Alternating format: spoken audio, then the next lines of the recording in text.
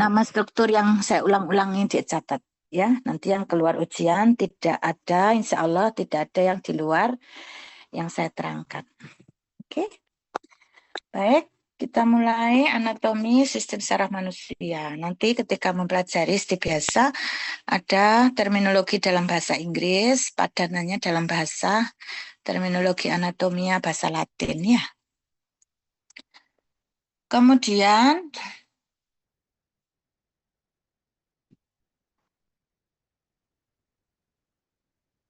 ya.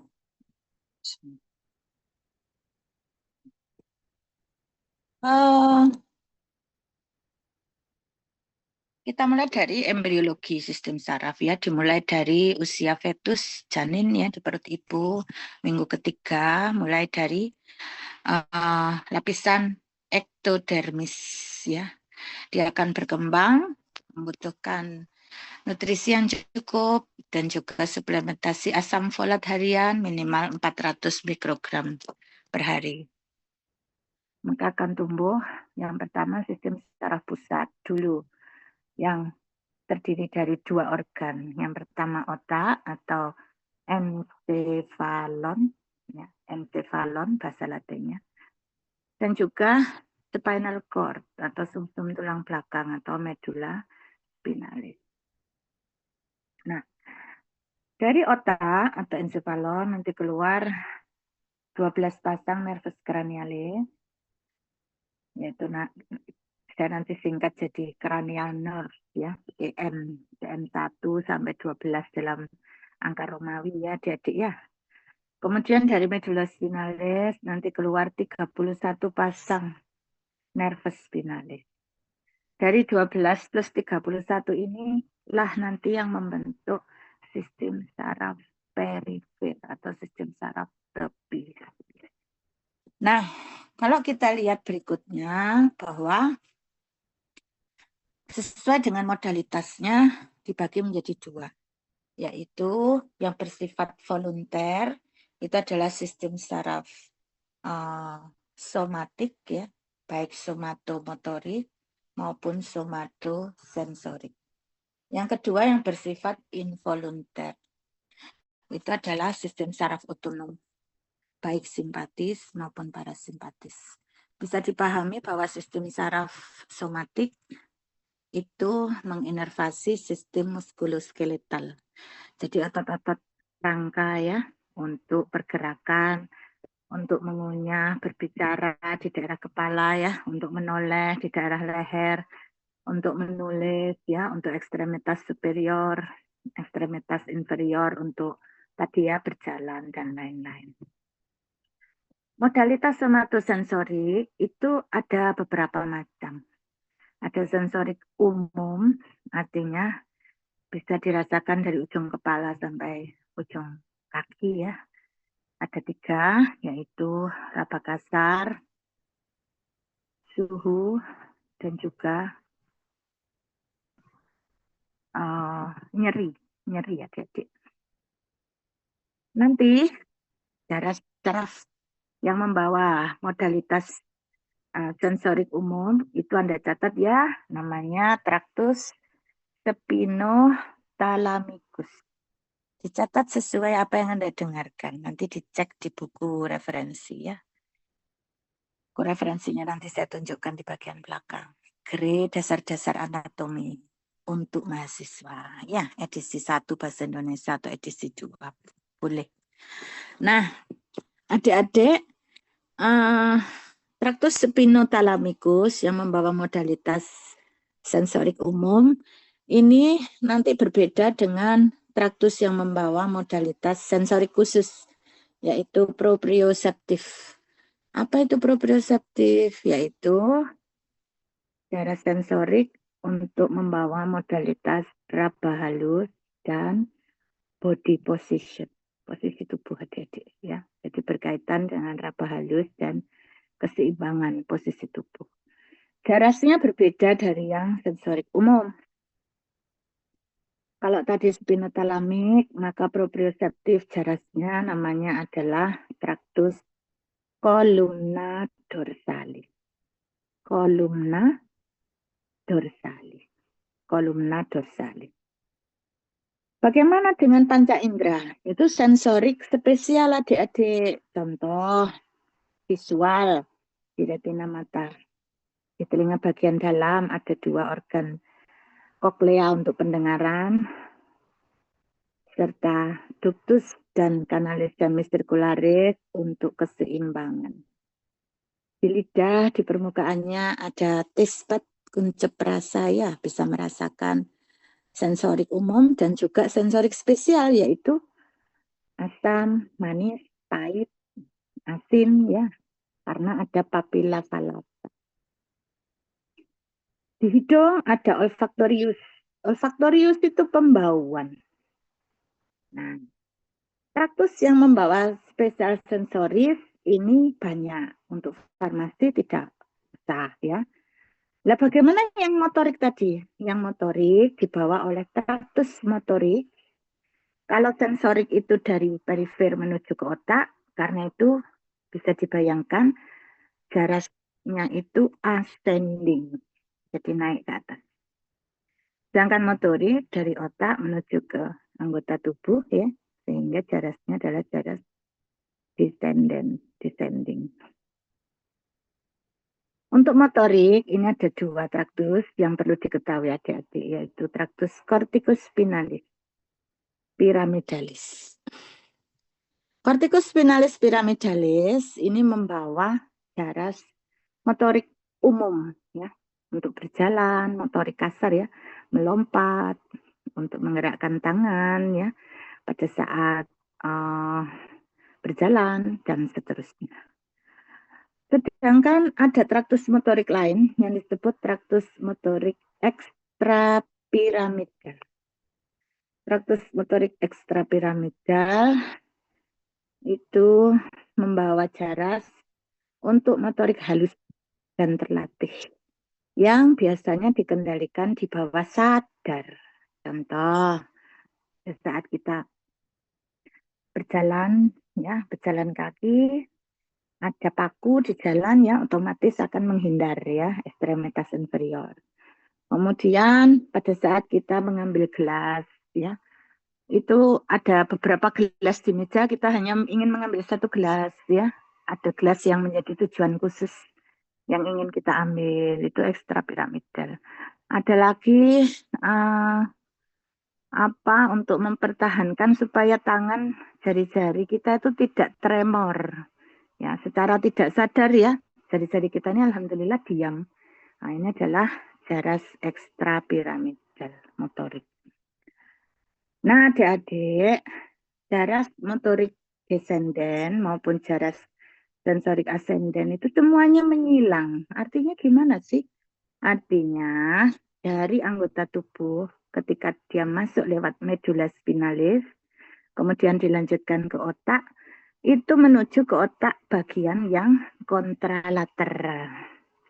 Sehingga nanti kalau adik-adik lihat kelainan, misalnya ada stroke di bagian otak kanan, maka yang lumpuh adalah sisi bagian kiri dan sebaliknya. Kelainan kontralateral ini karena adanya persilangan atau dekusasio namanya. Bisa dilihat nggak, Bro, persilangannya? Sebagian besar nggak bisa dilihat secara mata telanjang. Tapi bisa dilihat satu, yaitu traktus motorik piramidalis descendent tadi, yang namanya traktus corticospinalis lateralis. Memangnya ada traktus corticospinalis lain? Ada satu lagi namanya traktus corticospinalis anterior. Dia menyilang juga, menyilang. Traktus spinothalamikus sensorik dia menyilang. Kolumna dorsalis yang menyilang. Tapi persilangannya bukan di tempat yang sama dengan corticospinalis lateralis. Ya, ada di atas atau di bawahnya. Nah, persilangan traktus corticospinalis lateralis yang bisa dilihat dengan mata telanjang itu disebut dengan dekusasio piramidalis. Saya loncat ke belakang, ya, nanti saya balik ke depan. Jadi, kalau kita lihat di otak, maka di perbatasan antara medula spinalis dengan medula oblongata yang berada di atasnya itu dilihat dari depan, adik-adik bisa melihat decussatio pyramidalis. Yang mana itu? Yang ini adik-adik. Ini kan sumsum tulang belakang medula spinalis panjang ya di sini. Decussatio pyramidalis tepat ketika medula spinalis keluar dari kranium kepala, tulang kepala, masuk ke dalam foramen medula spinalis di sepanjang kolumna vertebra. Ya kan? Kalau kita lihat pada sediaan kadaver ya, maka persilangan itu sangat halus ya, tidak jelas seperti yang kita mau. Nah, ini adik-adik kita lihat namanya decussatio pyramidalis. Berarti ini sudah medula spinalis, yang atas ini sudah medula oblongata. Medula oblongata. Jadi persilangan decussatio pyramidalis ini adalah membawa tractus descending motorik corticospinalis lateral, motorik pyramidalis. Nah, adik-adik,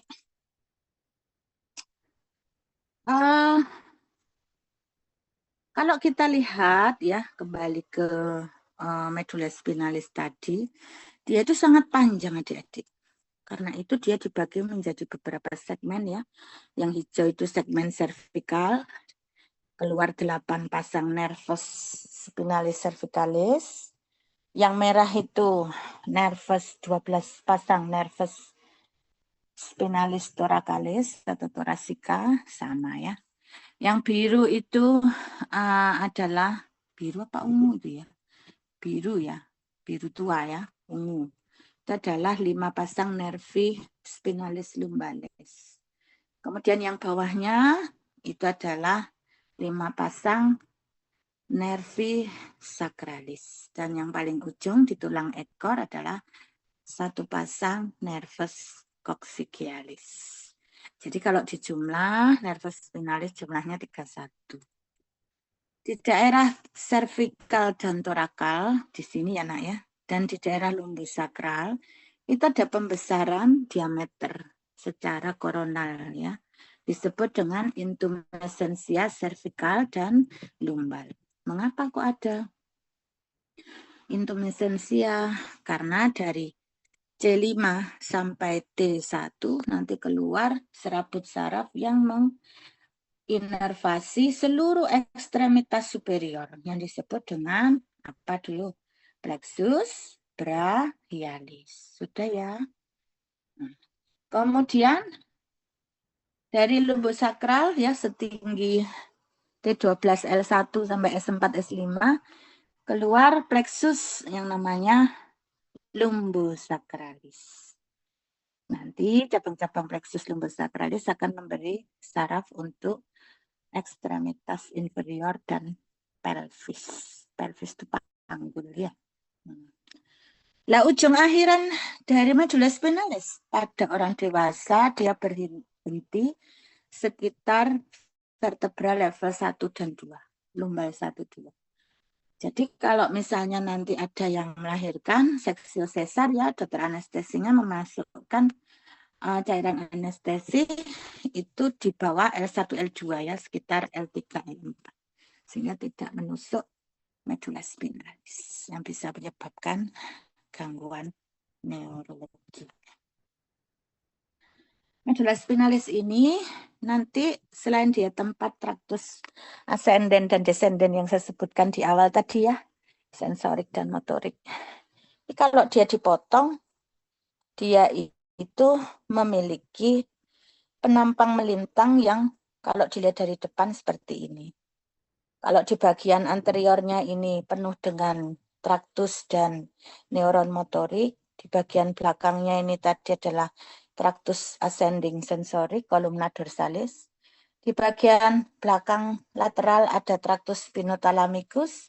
Lah ini deh yang di bagian lateral pinggangnya ini tempat asal muasal dari sistem saraf otonomik simpatis dan parasimpatis. Medula spinalis sendiri ditutup oleh 3 buah selubung Meningen yaitu dura mater di bagian luar sendiri ya, dura mater, arachnoid mater, dan pia mater. Nah, arachnoid mater ini terpisah dari pia mater karena di situ ada ruangan yang berisi CSF, cerebrospinal fluid. Ruangan itu disebut spatium subarachnoid.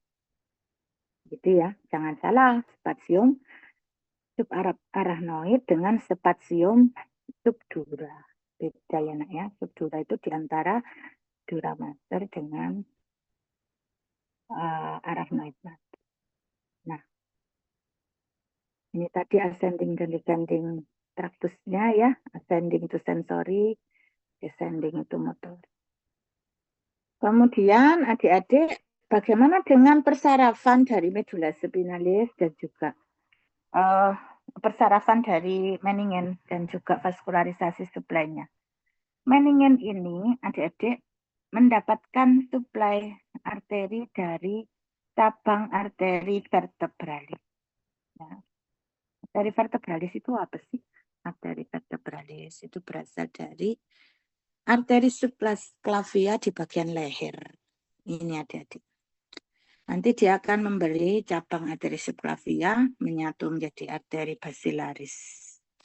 Nantinya sistem vertebrobasilaris ini ya, dia selain memberi makan medula spinalis, dia akan bergabung dengan sistem kedua yaitu dari sistem arteri karotis interna.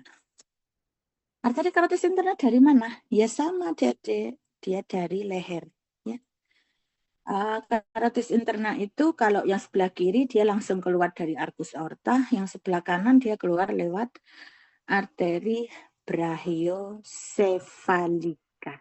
Perhatikan, mengapa brachiosephalika arteri hanya di kanan? Karena di kanan tidak punya arcus aorta.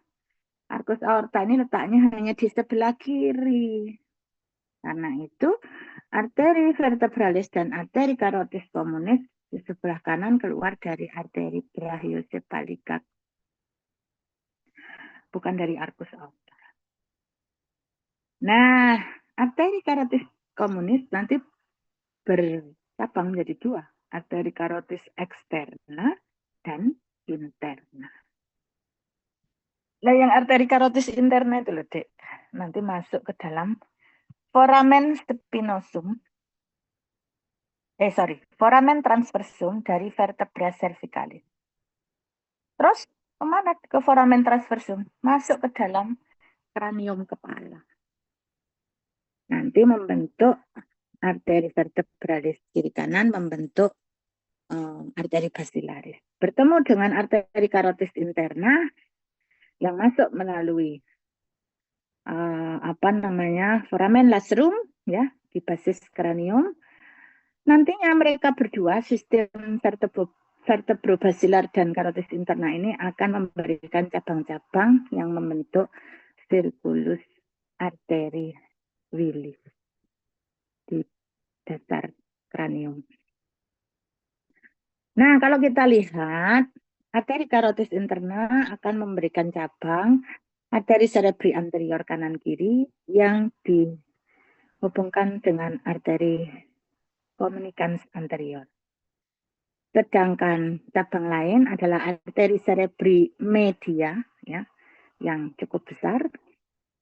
Nantinya arteri cerebri media ini akan dihubungkan dengan arteri cerebri posterior dari sistem vertebrobasilar oleh arteri communicans posterior. Terbentuklah circulus wilis. Nah, selain memberi makan otak, cerebrum, ya otak besar, medula spinalis dari arteri vertebralis juga memberi makan cerebellum, otak kecil ini, Dik. Dari arteri basilaris keluar cabang arteri cerebellaris superior, ya, dan juga arteri cerebellaris inferior anterior. Kemudian dari arteri vertebralis keluar juga arteri cerebellaris inferior yang posterior.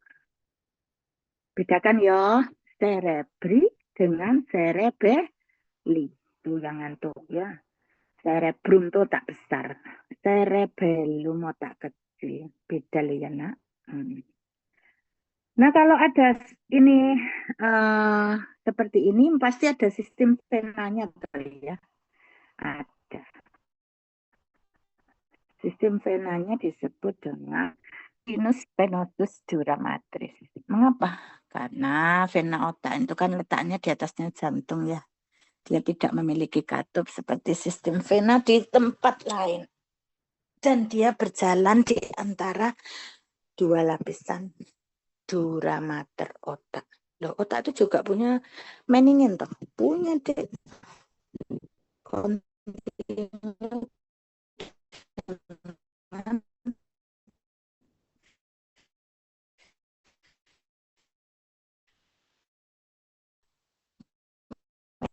Meninginnya medula spinalis tadi. Dura mater otak itu memisah diri menjadi dua. Yang luar disebut lapisan periosteal dura mater, sedangkan yang di dalam disebut lapisan meningeal dura mater.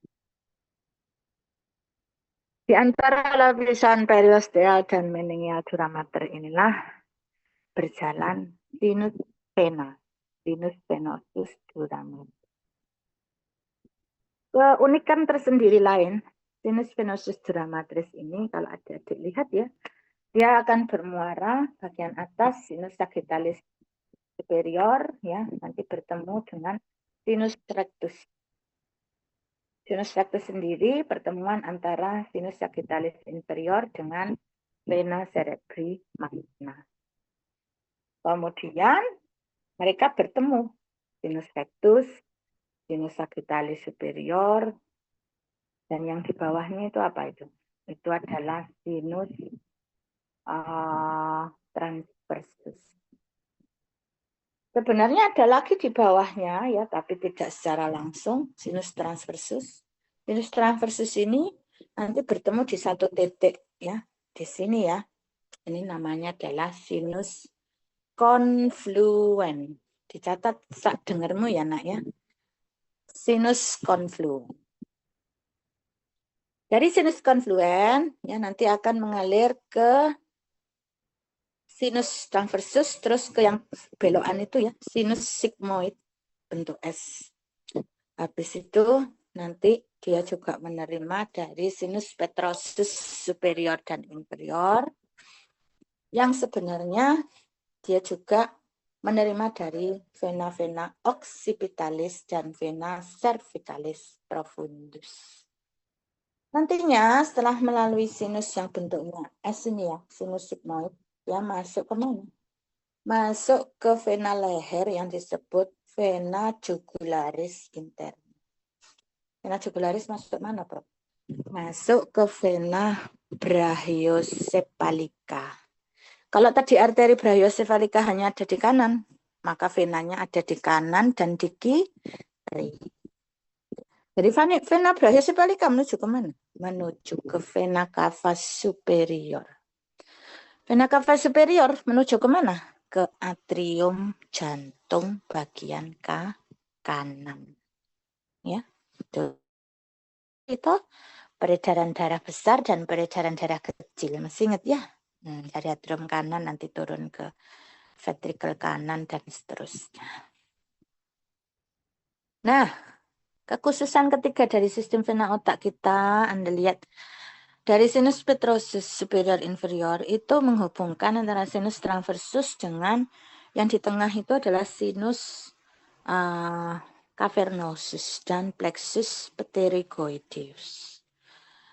Di daerah sinus cavernosus dan pterygoid inilah terjadi hubungan antara vena-vena di dalam kranium dengan vena-vena di daerah wajah ekstrakranial.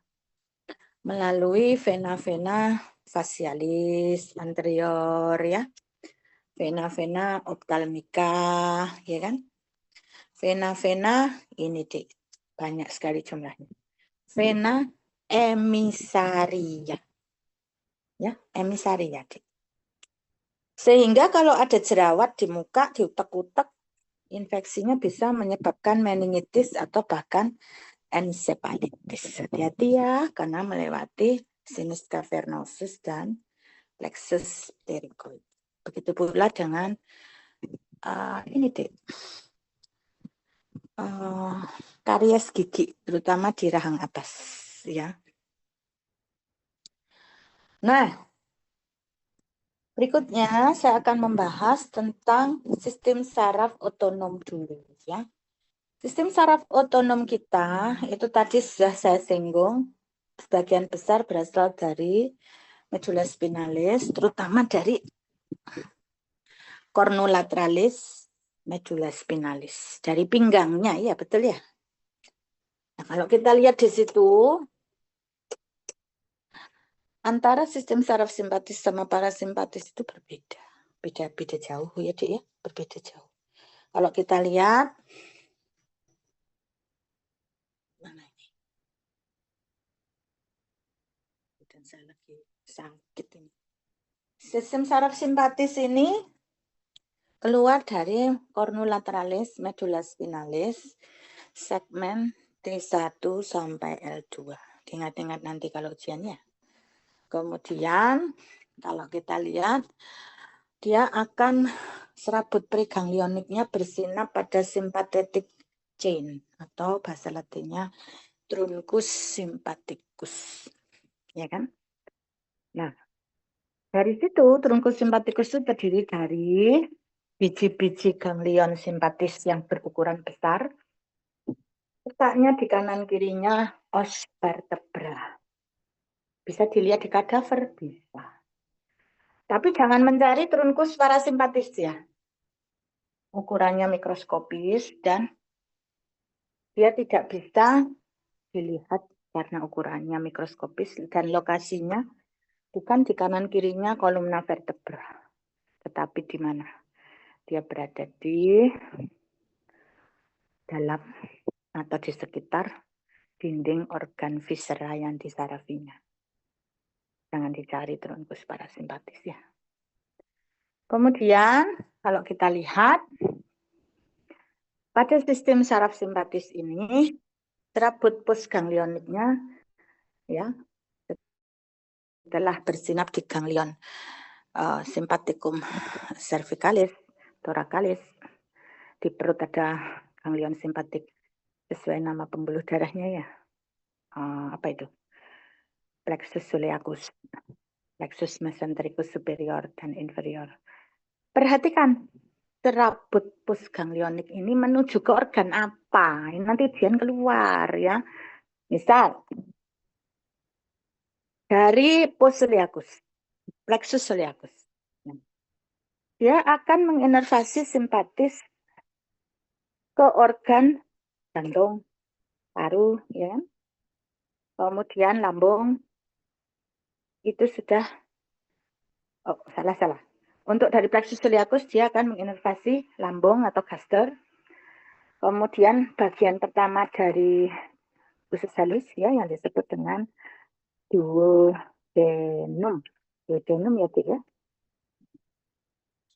Nah, setelah itu dia juga menginervasi liver dan vesica velia atau gallbladder atau kandung empedu ya. Tetapi untuk jaringan usus besar, ya, kolon, cecum, itu sudah dari plexus mesentericus superior. Untuk organ ginjal, genitalia interna, misalnya uterus, bladder, vesica urinaria, itu dari plexus sympathicus, plexus ganglion mesentericus inferior. Nah, ini nanti diingat-ingat ya. Simpatis ini juga menginervasi pori-pori kulit, jadi mengatur berkeringat. Dan juga pembuluh darah, ya, konstriksi dilatasinya. Juga sweat gland, kelenjar keringat. Nah, yang parasimpatis mirip tapi beda banget. Tidak ada truncusnya. Nama ganglionnya tidak berasal semua dari medulla spinalis, tapi malah berasal dari otak ya. Ada 4. Ganglion ciliaris, ganglion pterygopalatina, ganglion submandibularis, dan ganglion oticum. Ganglion oticum dari CN3.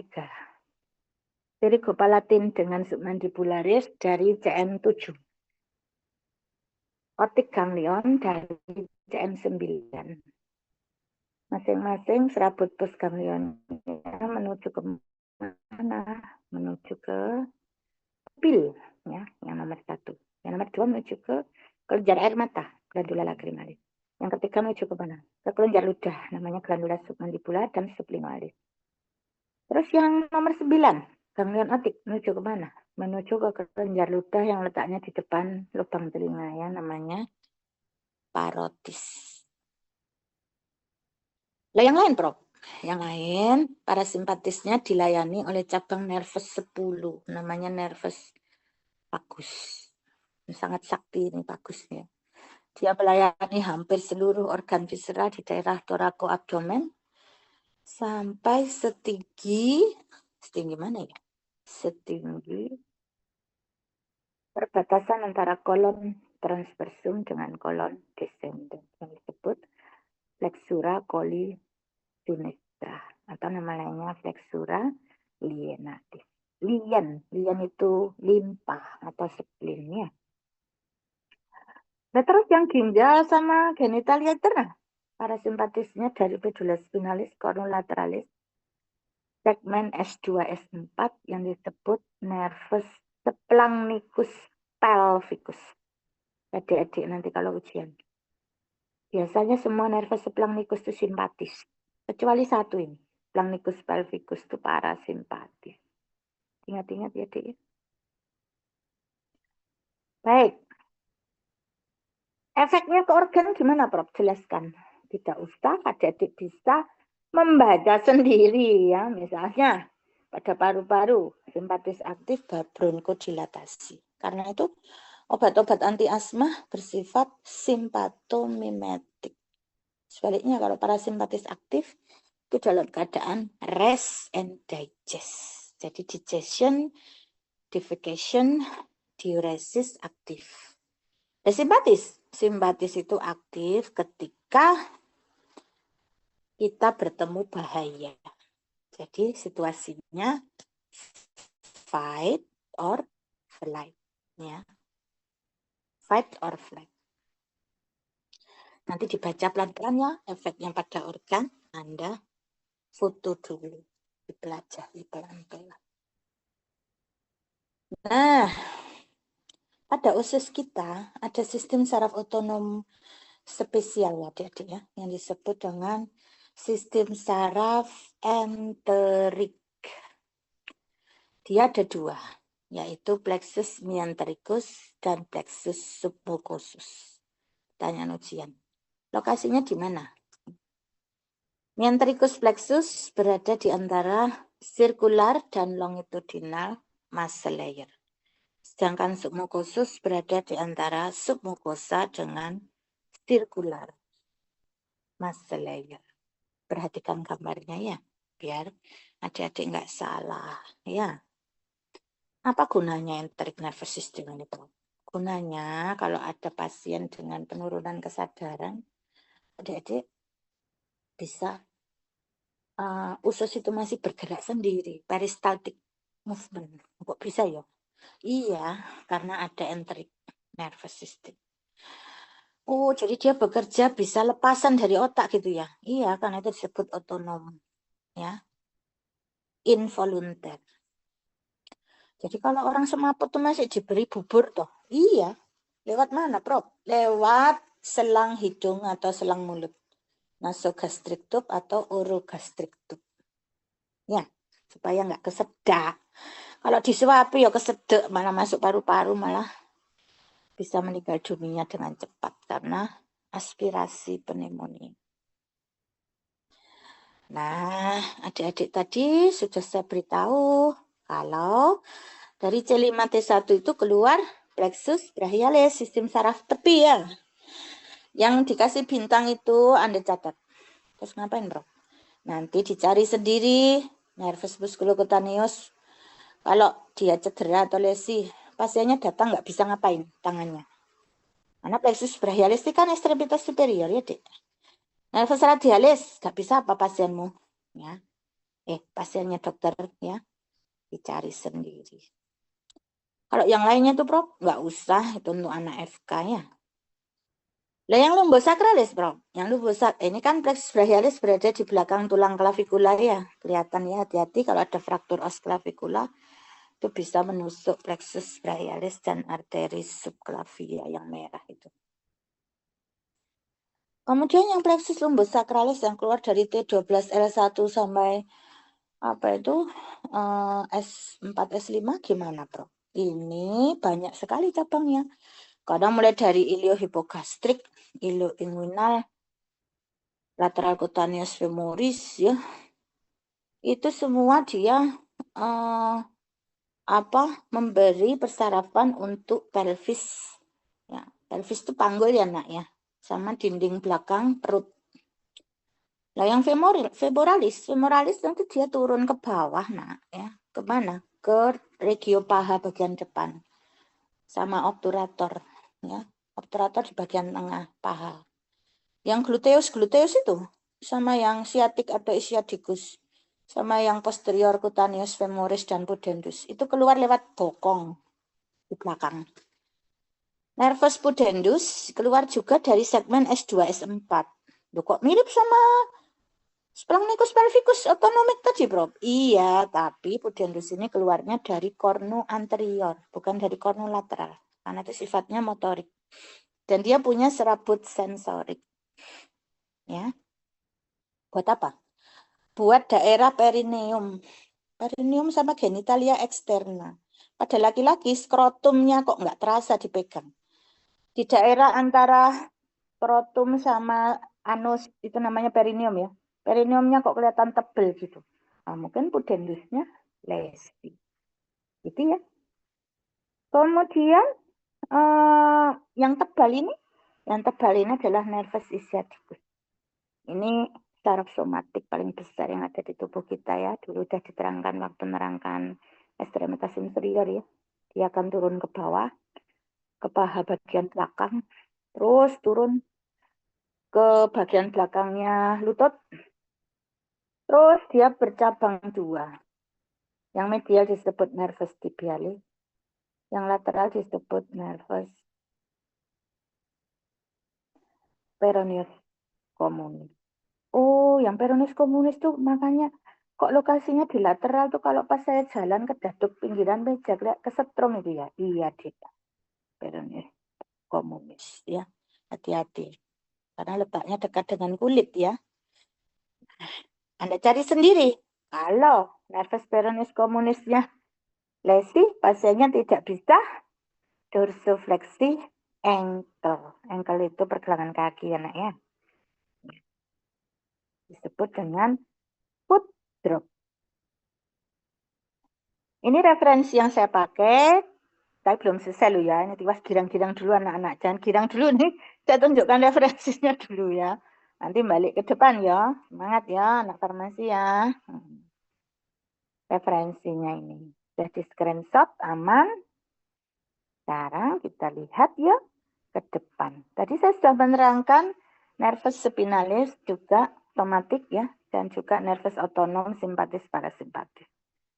Sekarang saya ingin menerangkan tentang sistem saraf perifer lain yang disebut nervus cranialis yang keluar dari otak. 12 pasang ya jumlahnya ya, Nak ya. Nah, ini tinggal dihafalkan aja ya. Iya, Prof. Fiska hafal saya belum. Ya sabar ya kalau belajar ilmu kesehatan tuh memang bulet plus ruwet ya, banyak hafalan. Nervus olfactorius untuk pembauan. Nervus opticus untuk penglihatan. 3, 4, 6 untuk menggerakkan bola mata sesuai dengan otot-otot yang saya tulis di dalam kurung itu ya. Nervus 5 itu yang paling besar, itu nanti bercabang menjadi nervus 51, 52, 53. itu adalah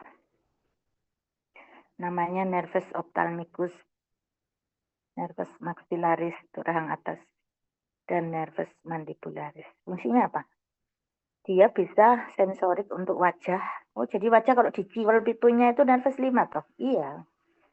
Tapi dia juga untuk menjulurkan ini loh, Dek, untuk mengunyah ya, untuk pengunyah. Otot-otot pengunyah kan di rahang bawah itu. Itu oleh nervus 53. Untuk ngomong ya. Ada 4 otot. Musculus temporalis, musculus pterygoideus medial dan lateral, serta musculus masseter. Untuk otot-otot pengunyah ya, Dik ya. Nah, kemudian yang 5152 murni untuk sensorik wajah. Di sekitar dahi, mata, dan rahang atas. Selain itu, ada otot-otot leher juga yang diinervasi oleh nervus 53 ya. Untuk anak farmasi saya rasa tidak perlu disebutkan. Yang penting adalah pada lidah. Lidah itu selain sensorik umum kan juga sensorik spesial ya. Papila falata tadi ledik tesbat. Itu oleh nervus 7. Bukan nervus 53 ya. 53 itu sensorik umum. Kecokot gigi sakit lidahnya ya. 53. Tapi lidah itu secara embriologi dibagi 2. 2/3 anterior, diinervasi oleh 53 dan nomor 7 facialis. Ya, facialis untuk tisbat papila falata. Sedangkan yang nomor 9, nervus glosopharynx itu dipakai inervasi lidah sepertiga posterior. Selain itu, nervus facialis sesuai namanya menginervasi gerakan otot ekspresi wajah. Di sekitar mata bisa meremelek, di sekitar mulut bisa mencucu, senyum, ketawa. Itu ada muskulusnya semua. Orbicularis oris. Misalnya ya. Sedangkan nervus 7 juga menginervasi beberapa otot di bagian leher. Tidak perlu ya untuk anak farmasi. Tapi jangan lupa nervus 9 selain sepertiga posterior general sensory dan spesial sensory, dia juga untuk menginervasi bersama nervus 10 dan 11 ya. Laring bagian atas, faring bagian atas, epiglotis ya, juga rongga mulut bagian belakang. Oh, kok fungsinya banyak ya? Iya. Nervus 10, 9, 11 ini juga menginervasi baroreseptor dan kemoreseptor untuk kontrol tekanan darah dan kimia darah yang terletak di percabangan arteri carotis communis di leher. Untuk ngatur apa, Prof? Ya, baru ya tekanan darah. Kemo untuk pH darah. Selain itu jangan lupa nervus 10 juga menginervasi faring. Faring itu saluran di belakang laring untuk menelan makanan. Laring juga diinervasi oleh nervus 10 ya. Laring untuk saluran bernafas dan menghasilkan suara. Karena di situ ada pita suara.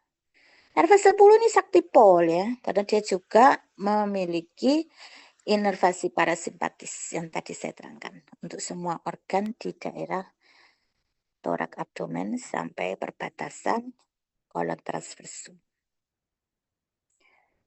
Nervus 11 selain bergabung bersama 9 dan 10, accesorious nerve ini juga menginervasi 2 otot leher lah. Ini penting untuk mahasiswa biar bisa toleh-toleh kiri kanan itu Anda pegang itu. Ada otot yang bentuknya huruf V itu ya. Kemudian juga itu namanya muskulus apa, Prof? Sternocleidomastoideus, SCM. Dia juga untuk ndungkluk dangak di bagian apa ini namanya, Dik? Tengkuk ya. Di situ ada muskulus trapezius. Penting nggak untuk mahasiswa? Penting ya. Kalau nggak bisa tolak-tolak, Prof. Nah. Dimarahi dosennya nggak bisa ndungkluk ya. Atau ndangak lihat pelapon kalau nggak bisa jawab. Ya penting kan itu harus dihafalin. Ya, nervus 11. Nervus 12 sesuai namanya glossus itu lidah. Hipoglossus artinya menginervasi semua otot lidah. Ada 8.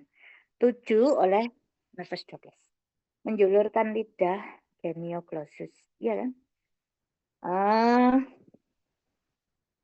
Tadi 8. 7. Yang satu apa? Yang satu itu bukan oleh nervus 12. Tapi oleh plexus pharyngeus nervus 10, 9, 11. Yaitu musculus palatofaring. Palatofaring. Ya. Kok, ya betul. Bukan palatofaring, palatoglossus. Sorry, palatoglossus. Itu oleh nervus 10, 9, dan 11. Nah, nervus 9, ngomong-ngomong, juga menginervasi satu otot di leher. Bagian belakang dalam, namanya stylofaring. Stylofaring ya. Nah, selesai untuk nervus cranialis. Sudah, Prof. Belum loh, Dek. Ya. Pertahanan ya, Nak ya. Nah, berikutnya adalah kita balik ke otak tadi. Nah, kalau kita lihat otak tadi dilapisi oleh meningen ya, dura mater di luar sendiri, pia mater di dalam sendiri, di tengah-tengahnya darah. Kemudian kalau kita lihat ada pertemuan 4 tulang di bagian pelipis belakang yang namanya PTERION, pterion. Apa, Prof? Hati-hati kalau naik motor pakai helmnya ngelundung, pterionnya patah tulang. Itu pertemuan 4 tulang apa? Frontal, parietal, temporal, dan yang di dalam ini sphenoid. Oh, terus kenapa kok bahaya? Ya karena di dalamnya meningennya itu di ekstradura, di luarnya dura, berjalan satu arteri yang mensuplai meningen, namanya arteri meningea media. Oh, arterinya bisa ruptur ya, Prof? Iya, Dek. Nanti darahnya nekan otak dong. Iya. Terus bisa meninggal dunia orangnya. Kalau tidak dioperasi dalam waktu 6 jam ya, sekitar 6 jam darahnya harus dikeluarkan. Perdarahannya disebut ekstradura hematopedia. Nah, tadi kalau kita kembali ke otak, pada minggu ketiga berkembang menjadi 3 benjolan, yaitu prosencephalon atau forebrain, midbrain atau mesencephalon, dan hindbrain. Hindbrain ini nanti berkembang 2. Yang di atas itu MET, mesencephalon, yang terdiri dari pons di bagian depan dan juga cerebellum di bagian belakang. Dan yang di bawah ini adalah mielencephalon. Mielencephalon berarti berkembang menjadi medulla oblongata yang nanti kontinu dengan di bawahnya dengan medulla spinalis yang ada 5 segmen tadi, Ledek. Ya. Kalau yang otak besar cerebrum prosencephalon tuh, Prof. Iya, dia juga akan berkembang menjadi 2. Bagian dalamnya di encephalon, bagian luarnya telencephalon. Bagian tengahnya tuh kok ada ventricle biru-biru muda, itu apa sih? Itu adalah ruangan, Dek. Isinya CSF tadi, cairan cerebrospinal fluid. Siapa yang produksi? Yang produksi pembuluh spesial yang namanya plexus choroideus. Ini ya, yang merah itu ya. Gunanya apa? Metabolisme dan bumper. Supaya kalau ada goncangan nggak gampang cedera otak kita. Kemudian kalau kita lihat aliran dari ventricle lateral, karena kita punya 2 hemisfer otak besar ya, cerebri kita ada 2 ya. Hemisfer kanan kiri, ventricle lateralnya kiri kanan dihubungkan dengan third ventricle, ventricle ketiga oleh foramen interventricularis Monroe.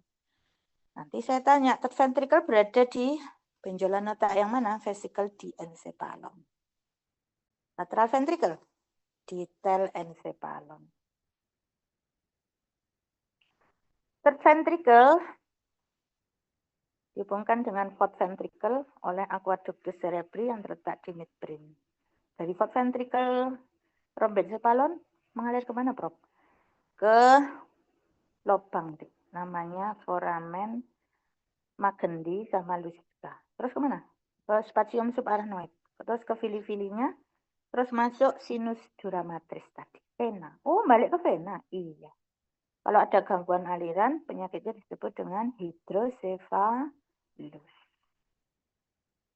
Nah, berikutnya kalau dilihat otak besar kita terdiri dari benjolan dan juga sulcus atau visura cekungannya. Ada cekungannya namanya gyrus. Gyrus ya nak ya. Cekungannya disebut sulcus atau visura. Kumpulan gyrus dan sulcus disebut lobus. Sesuai dengan lokasinya. Yang di depan coklat lobus frontal. Yang di tengah ungu lobus parietal. Yang di belakang hijau lobus occipital. Di samping biru lobus temporalis. Fungsi utamanya aja, Prof. Oke. Kalau yang depan, terutama yang gyrus presentral itu dipisahkan dengan gyrus postsentral oleh satu sulcus yaitu sulcus centralis. Ini adalah pusat motorik, yang belakang ini pusat sensorik. Sedangkan yang ini, yang inferior frontal, ini pusat berbahasa motorik. Namanya area Broca. Sedangkan yang belakang occipital, ini area 17, 18, 19. Area apa tuh, Prof? Gini loh, zaman dulu itu ada yang namanya ilmuwan yang namanya Brodmann. Dia memetakan, memberi nomor masing-masing gyrus itu sesuai fungsi utama. Nah, jadi 17, 18, 19 lobus occipital itu untuk penglihatan. Hati-hati ya kalau ngeblak ke belakang bisa-bisa buta. Iya di buta sentral. Kalau yang di parietal sensorik, Dik. Semua sensorik, iya. Terutama di gyrus postcentralis parietal. Frontal tadi motorik, Dik. Berarti kalau stroke lumpuh ya di situ. Iya, Dik. Kemudian yang di temporal ini sakti ya. Di situ dia memiliki area Brodmann 22, 41, 42 untuk pendengaran di gyrus temporalis superior dan lateral hazel. Juga area 22, 39, 40 ya dengan gyrus angularis dan supramarginalis dan angularis parietal lobe. Masuk area untuk mempersepsi bahasa. Maksudnya gimana, Bro? Gini loh, Dek. Kalian kalau saya ajak ngomong lah harus mikir sih. Ini profesional itu apa sih? Nah, itu namanya area Wernicke. Area berbahasa sensor. Oh, berarti kalau anak-anak kecil yang nggak bisa ngomong, pada saya ngomong itu berarti area Broca-nya bisa rusak ya, Bro? Iya, mungkin aja. Kalau mahasiswa diajak ngomong dosen, nggak paham-paham berarti Wernicke-nya rusak. Enggak, ya belum tentu. Ya mboh ya. Ya mungkin juga. Ya so, nggak mudeng-mudeng ya. Karena area Wernicke-nya. Ya nggak tahu ya, di MRI aja dicek ya. Mudah-mudahan enggak ya, karena nggak belajar aja. Nah, kemudian area Broca sama area Wernicke itu dihubungkan dengan serabut saraf yang disebut fasciculus arcuatus. Kalau ada lesi di daerah situ disebut dengan afasia. Keterlambatan bicara, kesulitan bicara, kesulitan memahami bahasa. Gitu ya. Nah,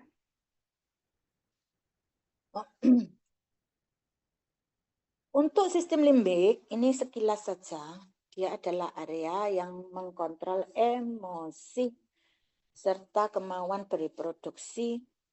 Di dalamnya ada area fornik. Tapi struktur utamanya apa, Bro? Amigdala kalau ujian ya. Sistem limbik itu amigdala itu nang di dalamnya uncus. Uncus itu mana? Ini loh.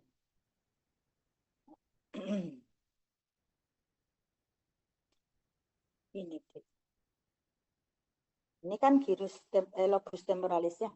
Ini ada parahipokampalis. Ini kalau diiris isinya formasio hipokampalis. Apa itu?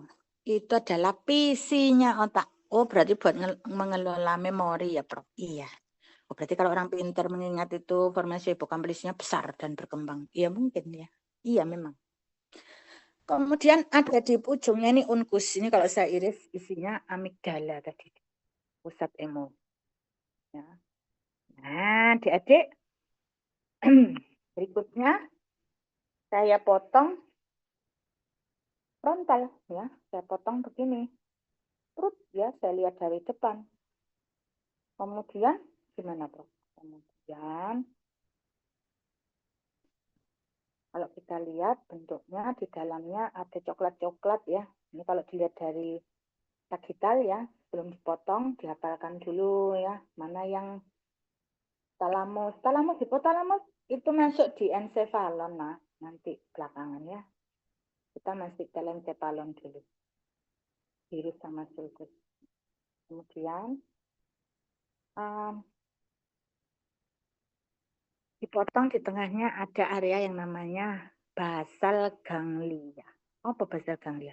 Ini tadi yang traktus ekstrapiramidal motorik tadi loh, Dek. Oh, yang tremor tadi ya, Prof? Iya. Ini ada beberapa area, diantaranya nukleus caudatus, lentiformis, claustrum, nanti berhubungan sama amigdala. Dan dia berhubungan dengan area di midbrain yang disebut substansia nigra dan juga nukleus rubber, serta area di encephalon yang disebut nukleus subthalamus. Kalau dilihat, misalnya pada pasien Parkinson, substansia nigra, namanya aja nigra, nigra itu kan black toh ya. Tapi pada pasien Parkinson loh warnanya pucat deh. Kok iso, Bro? Nah, ya karena melatoninnya itu hilang. Loh, kok bisa, Bro? Melatonin itu produk dari neurotransmitter namanya dopamin. Dopaminnya tuh hilang. Sampai sekarang nggak tahu kenapa deh. Nah, kalau tahu Nobel Prize deh. Kemungkinan juga stres oksidatif, cemaran logam dan lain-lain ya, proses inflamasi. Sehingga pada pasien Parkinson itu tangannya itu kok dilihat tremor, ya, intensional tremor. Karena tidak bisa mengontrol secara bawah sadar supaya tidak tremor. Selain itu, selain ganglia basalis, ya, ada juga yang namanya serabut-serabut yang putih-putih itu ya, namanya centrum semioval. Apa meneh? Ini adalah jaras otak yang ada di telencephalon. Ada 3 sesuai fungsi. Yang pertama menghubungkan bagian otak depan belakang dan sebaliknya, itu serabut asosiasi. Yang menghubungkan area otak profundus dan superficial, misalnya traktus ascendens descendens tadi ya, itu serabut proyeksi. Terus yang hijau itu apa, Bro? Yang hijau ini adalah serabut komisur. Namanya corpus callosum. Gunanya menghubungkan area otak yang sama kiri dan kanan.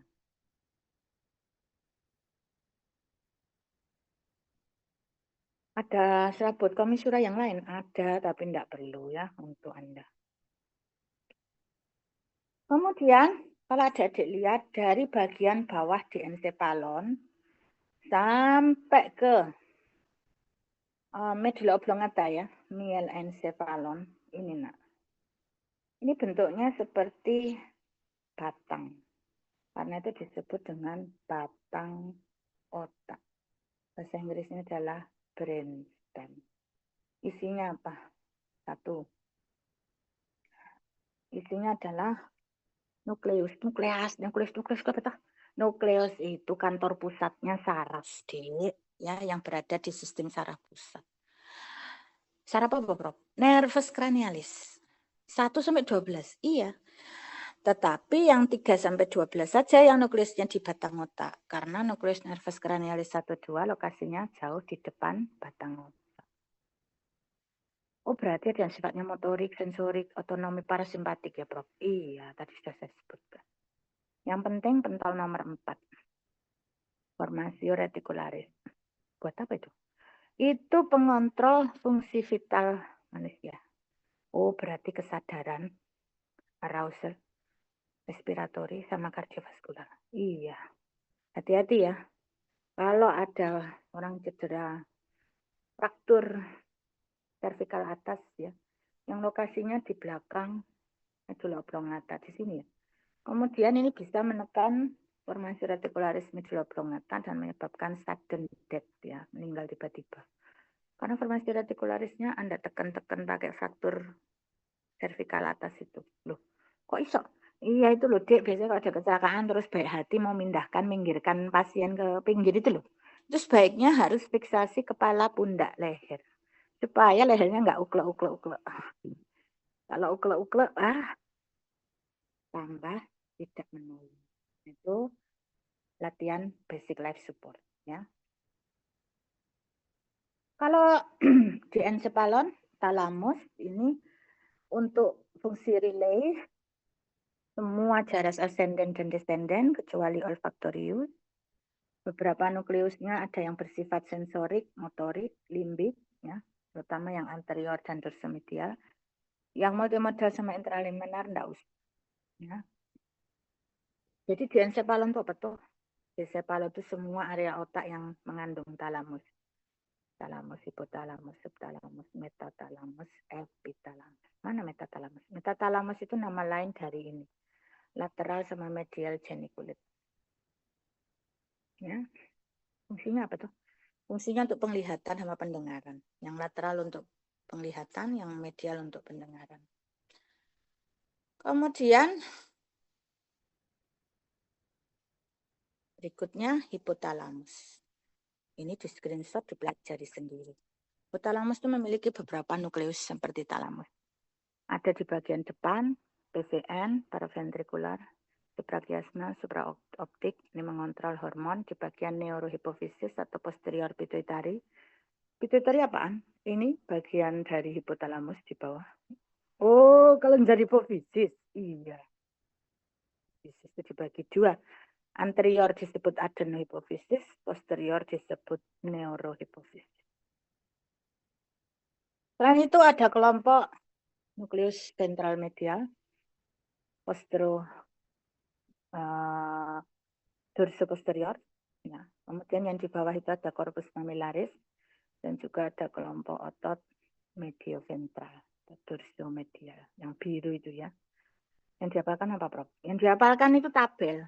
Jadi kalau adenohipofisis mengontrol 5 hormon, FSH-LH, TRH,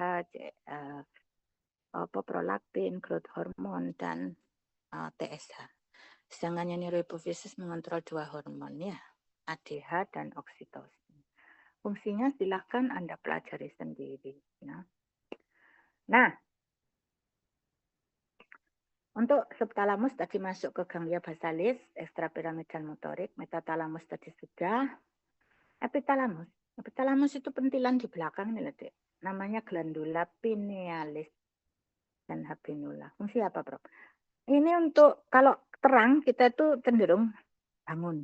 Tapi kalau kelasnya dipetengi, karena kita makhluk diurnal, kita cenderung ngantuk. Betul ya? Karena di situ diproduksi hormon yang mengatur circadian ritme, yaitu melatonin.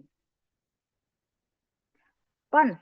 Pons itu benjolan di ventral, ya, depannya cerebellum, fungsinya mengatur respirasi. Kemudian medula oblongata, ini dari depan ada tractus pyramidalis corticospinalis dengan decussatio. Lah oliva ini apa, Bro?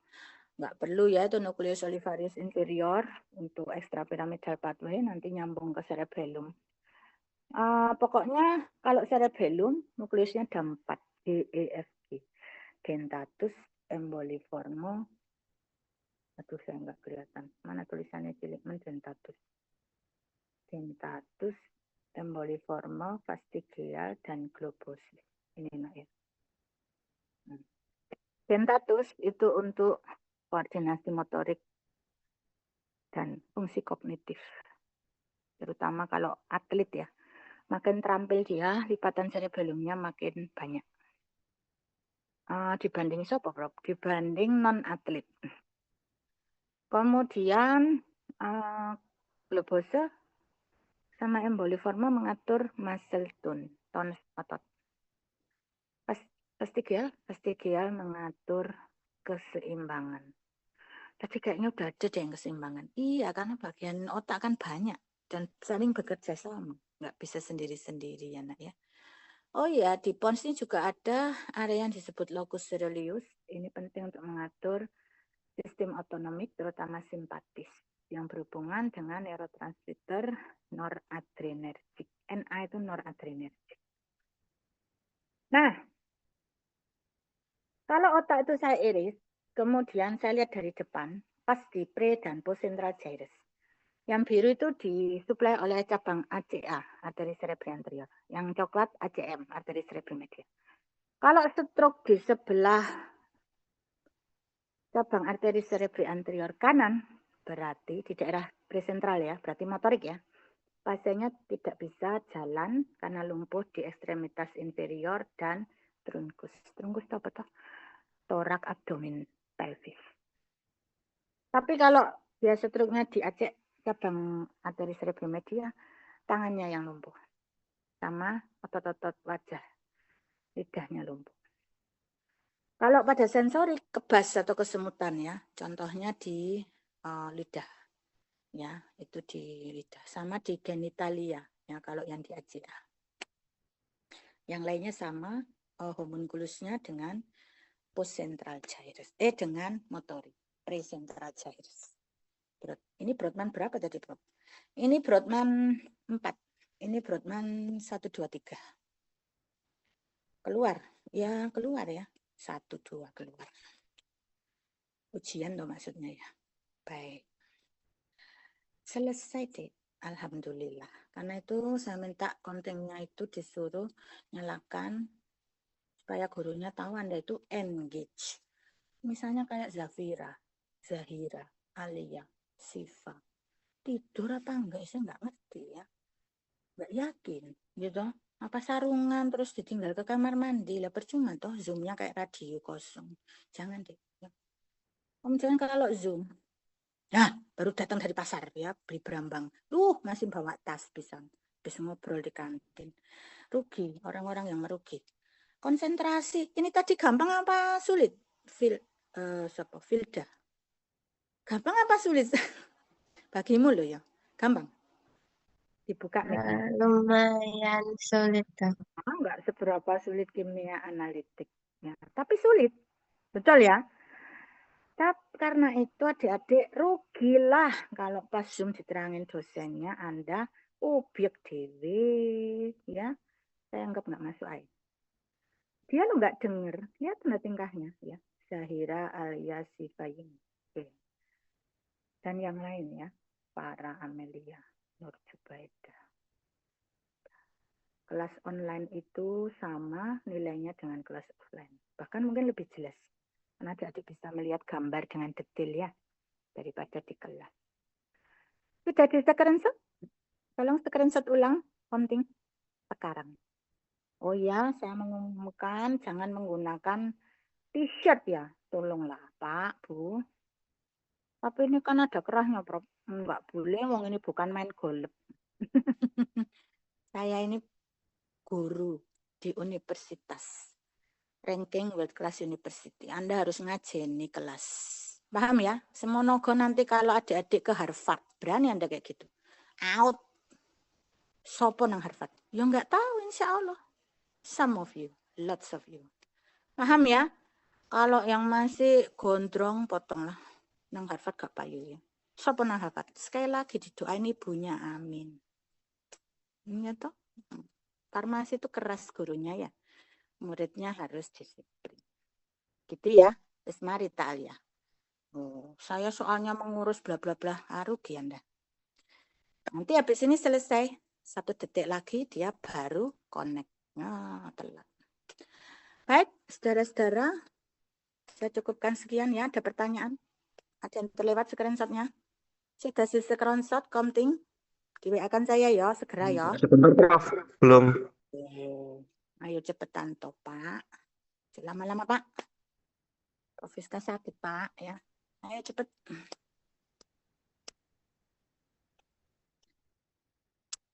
Zahira isok menang gak sih? Ya Allah. Anda nono dek jawaran. Aku pengen. Dek, kalau lagi kuliah gak boleh ngobrol kayak gitu, Zahira. Gak sopan. Dibuka mic-nya. Gak boleh. Mahasiswa UNAR apa bukan Anda itu? Dibuka mic-nya. Mohon maaf, Prof.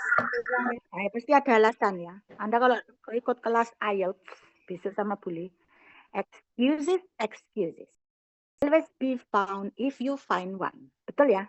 Betul. Ada bab di buku tersendiri di TOEFL IELTS tuh. Judulnya excuses alias alasan. Jadi hebatnya orang bule itu gitu, Dek. Dia ngajari bahasa Inggris sekali cara bersosialisasi. Karena lebih Pancasilais mungkin ya dari kita ya. Ayo, udah belum, Susuan? Sudah, Prof. Di WA kan bisa ya, Nak. Tolong ya. Iya, Prof. Baik. Sudah, terima kasih ya adik-adik.